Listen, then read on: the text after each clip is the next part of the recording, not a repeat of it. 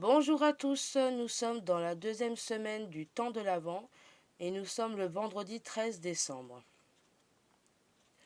Aux origines du christianisme, comme le rapportent les Actes des Apôtres, les disciples de Jésus étaient appelés les adeptes de la voie. Dans cette formule, que nous connaissons peut-être trop bien, est cachée en fait une formidable promesse. Croire en Jésus, devenir son disciple, c'est le suivre. C'est avancer sur un chemin, c'est progresser. Mais quand nous croyons être en pause ou même revenir en arrière, nous pouvons regarder vers celui qui est l'initiateur de la foi, vers celui qui vient et qui nous remet en marche. La parole de Dieu. Jean-Baptiste est venu, il ne mange pas et il ne boit pas, et l'on dit c'est un possédé. Le Fils de l'homme est venu, il mange et il boit, et l'on dit c'est un glouton et un ivrogne. Mais la sagesse de Dieu se révèle juste à travers ce qu'elle fait. Comme il est difficile de juger le comportement de l'autre, Jean brûlait de zèle. Les nantis en avaient peur car, sans mots, ils dénonçaient leur jouissance et leur orgueil. Jésus rayonnait de bonté, de miséricorde. Les scribes étaient scandalisés par sa liberté car elle mettait à mal les protecteurs que leur règlement assurait en leur évitant de se remettre en question. À nouveau, Jésus nous invite à nous mettre à l'école de la sagesse. Donne-moi la sagesse assise auprès de toi. Selon les mots du roi Salomon, c'est là la clé de la liberté qu'il veut nous donner si nous le lui demandons, une liberté à déployer à chaque instant par l'amour du prochain.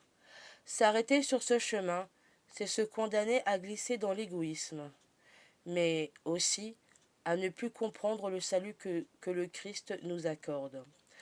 La justice de Dieu n'est pas un savoir théorique.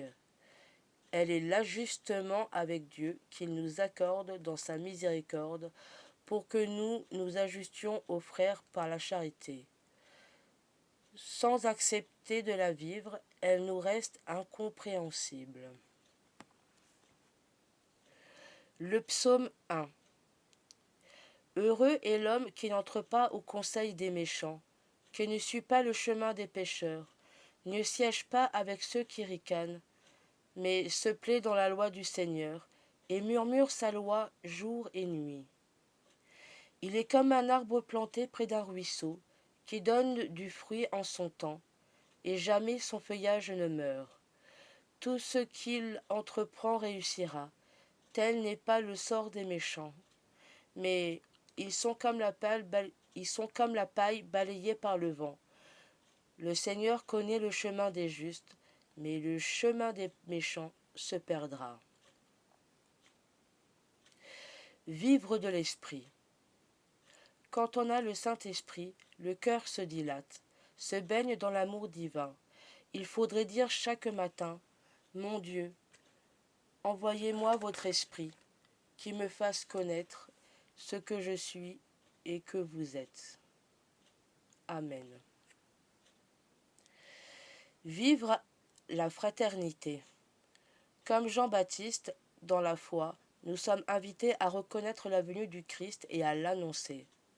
Reconnaissons-le dans ceux qui se sentent isolés, parce qu'ils ont perdu leur travail, parce qu'ils traversent un deuil, parce que leur famille se divise. Répondons à ceux qui attendent un sourire, un mot, une visite, pour se relever.